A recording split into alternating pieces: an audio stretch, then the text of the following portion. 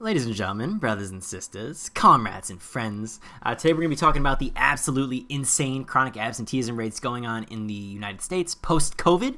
Now, who am I? My name is Ian Phillips. I am a 7th grade history teacher and doctoral candidate at the American College of Education, and as well as a state union delegate for the OEA. And so I bring a lot of background experience into this conversation here. Always talking about policy, always thinking things through, and I feel like I can offer my good opinion here and some good food for thought about this issue, and especially because I'm seeing it every single day of my life.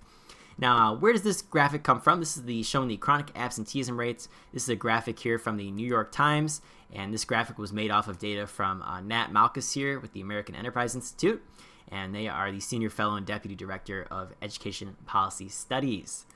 And so this is the graphic, and if we want to first start talking about chronic absenteeism, we have to actually define what chronic absenteeism is, so that way we know what these numbers mean and what they're representing.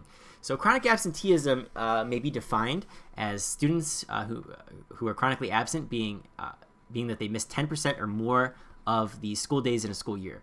Right? So traditionally speaking, that would be if you got 180 days in the school year, that means you miss 18 or more days for the whole year, which is like, wow, that's a decent amount of days. It doesn't really feel that way, because that's only 2 days every single month, right? Think about it. You miss 2 out of 20 days because 5 days in a school week times 4, so you get 20 days. You miss 2 of those out of 20, and that's chronically absent, and that's the way that it is. And these numbers have been tracked for quite some time, but if you look at some of the data in this little graphic here for the most recent years leading up to COVID, you can see 2016, 2017, we're at 13% chronic absenteeism rate, and it goes up to 15% the next year, 15% the year after that, so it stays constant. Then it goes to 13% for the 2019-2020 school year. And so I'm going to imagine that there's no statistically significant difference here between these results. And so let's call it an average of 14% chronic absenteeism for the 4 years leading up to COVID. And then when we get to COVID in the 2020-2021 school year, obviously the world completely changes. There's the shutdown. Kids have to adapt to online schooling, which was something that was never really done before outside of a few kids who were receiving homeschooling, and their parents opted into that willfully. Now sort of everybody's going in to a position where they have to go online. Not everybody has the resources for the internet. Not everybody has the technology to access the internet, even when they do have it. And there's also that lack of supervision to sort of compel students to actually go and attend their classes, which were held online instead of in person. And so you were dealing with a monster here when COVID happened. And I remember teaching during COVID. I was a student teacher actually for the 2020-2021 school year in the Cleveland Metropolitan School District.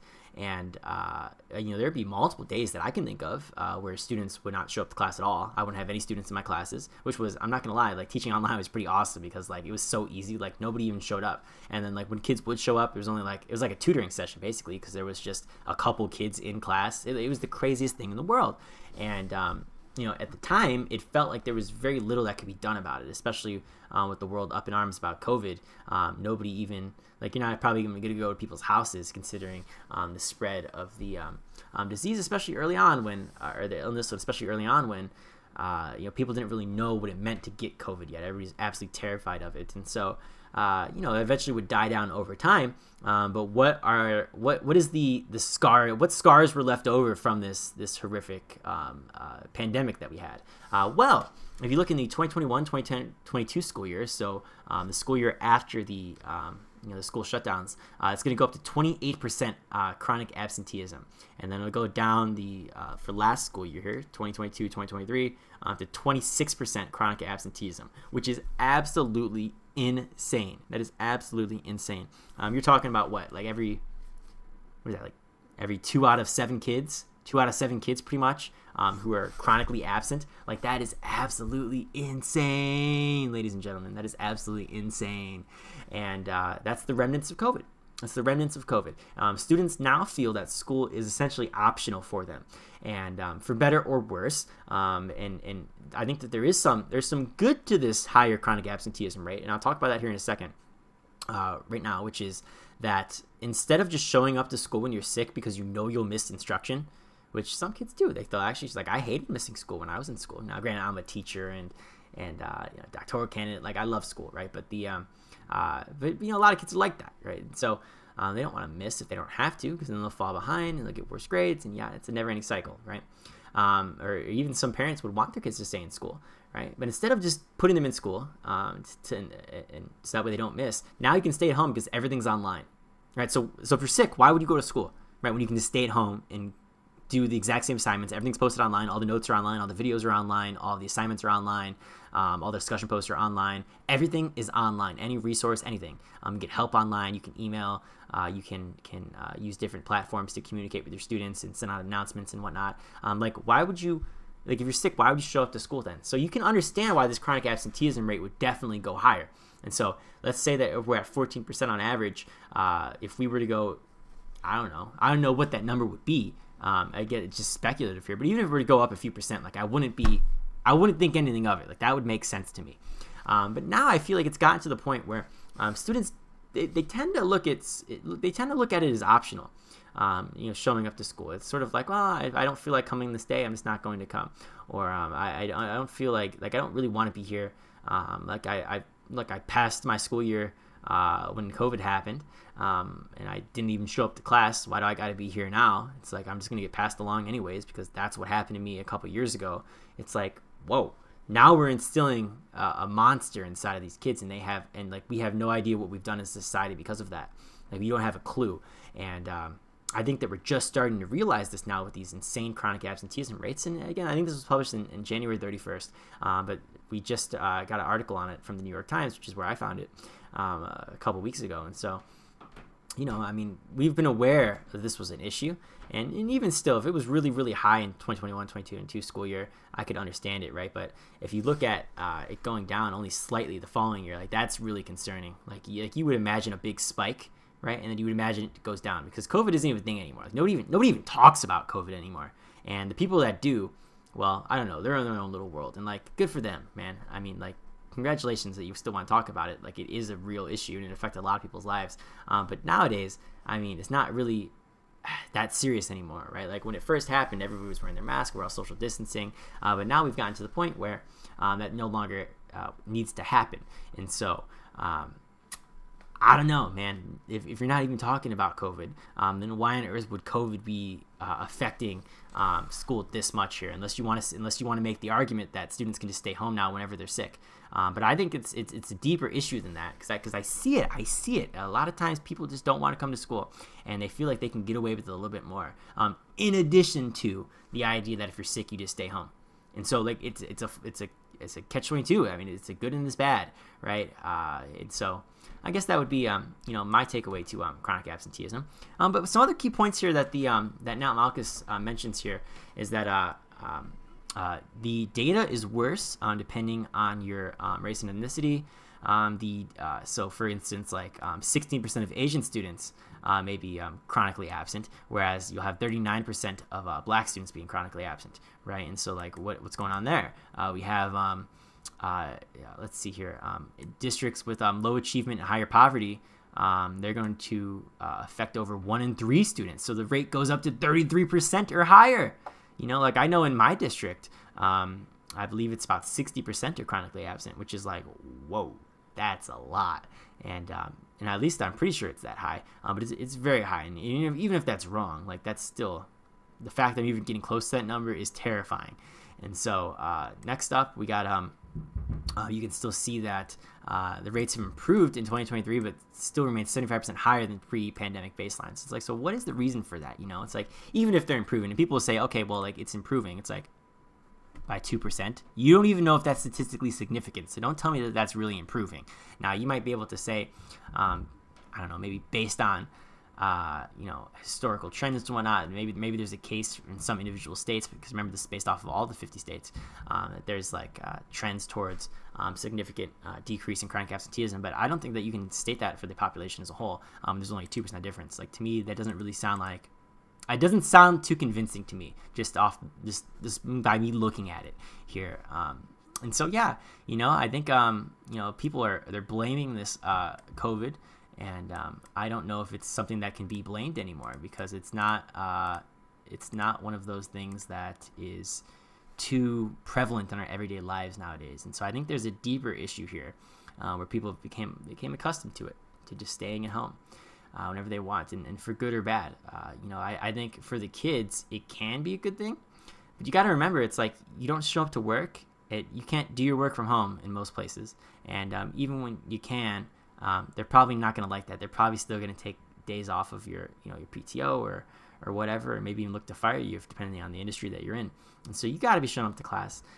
You got to be there in person. You're missing out on all that instruction that is happening from the face-to-face level. It's like, yeah, you might be able to get your assignments. Yeah, you might be able to get the notes, but you're not getting that elaboration behind the content and behind the resources that the teachers are putting at your disposal. You're not getting that peer-to-peer interaction. You may not even be getting any enrichment in your day, such as with like gym or art or maybe like a dance class or something. Any other class where it's a little bit more difficult to put curriculum and instruction online. And so, look, I mean, I think a lot of people can handle online instruction, but it's not for the faint of heart. You really got to be self-motivated. You got to be self-driven. And if you're in a situation where you're not, then it's gonna get really tough really quick.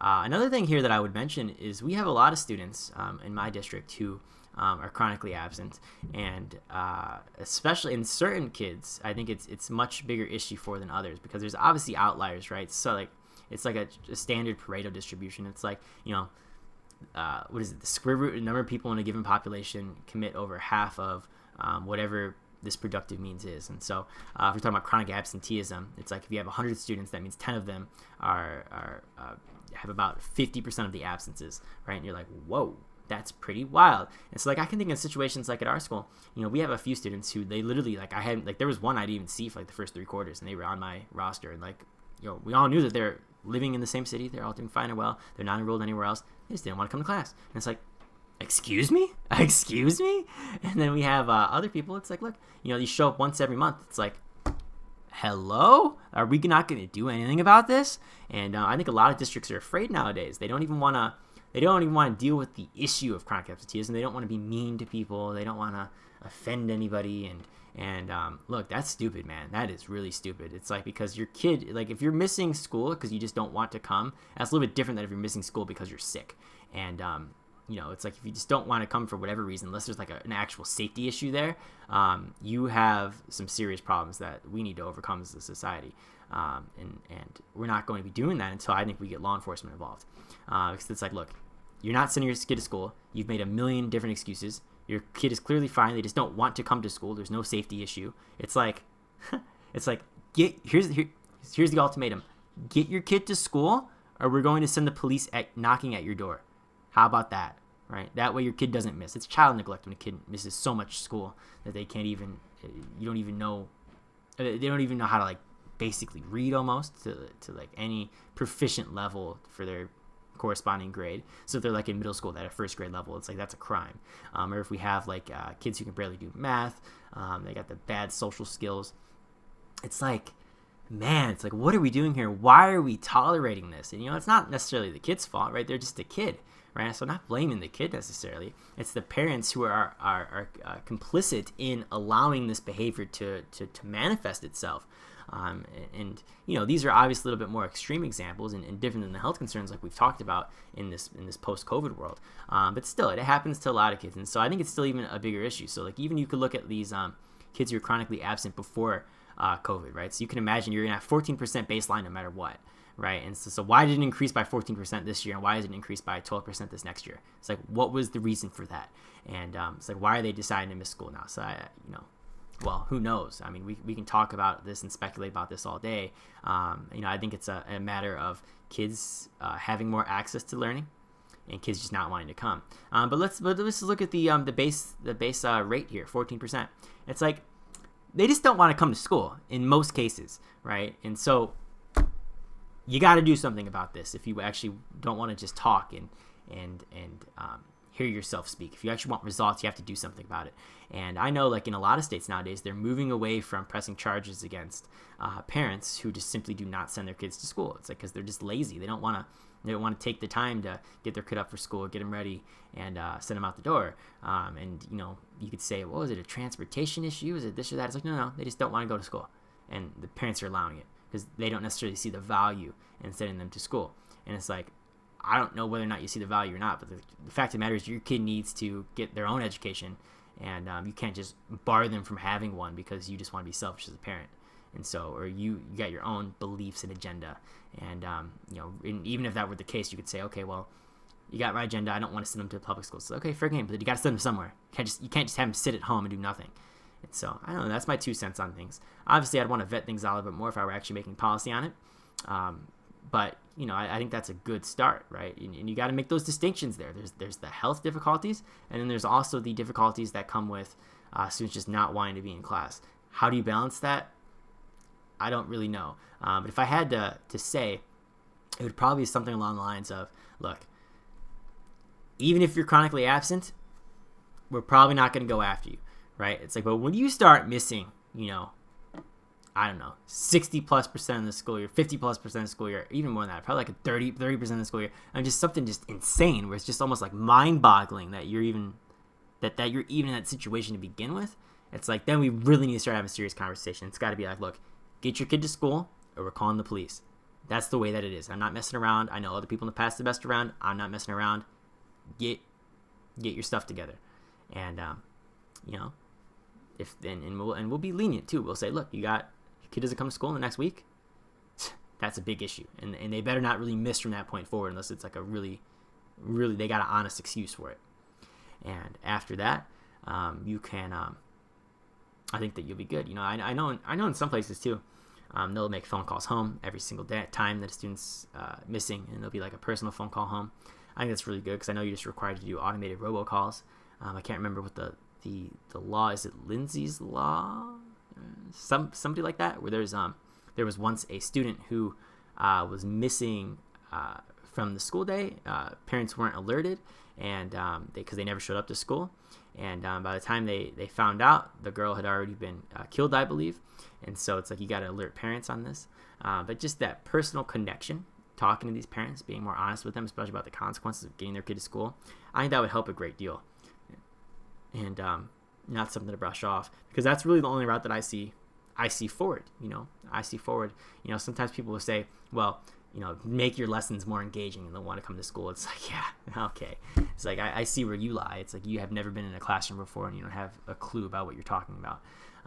But I think for the people who say, look, for whatever reason, they're just not coming to school, they want to stay home, they want to sleep in, they want to do this or that, it's like, now we're talking. Now I think you're on the right path, and we can come to some reasonable solutions.